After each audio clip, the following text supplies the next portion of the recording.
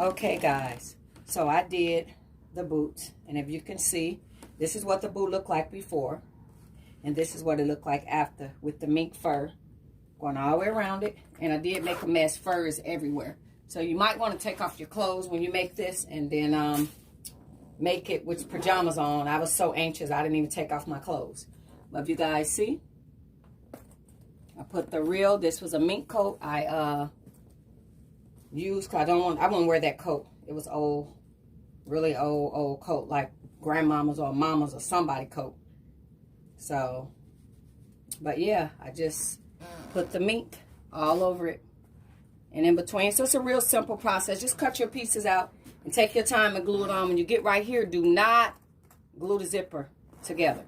Don't bring the fur close at all, so you can still be able to utilize the zipper. And then you put them on, and there we go. And the boots I got off Amazon, guys. Got them off of Amazon for, what is it? $49, $50. So, there you guys go. I like them. So, oh, and I got the, let me push this up. I got the collar. So, what I'm going to do is, I'm going to find one of my nude coats, and I refurbish the collar as well. So I'm going to take the collar and I'm going to put that on probably a denim jacket or something. So I refurbished the collar as well.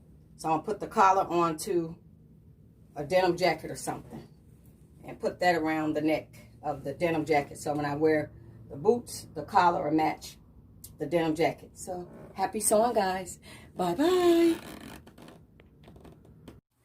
Okay, guys. So this is what they turned out like.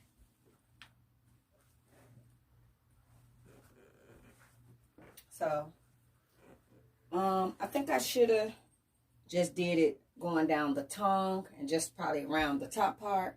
But once it's glued on there, you can't take it off. The boots is pretty much ruined. So, alrighty then. Thanks for watching. Bye-bye.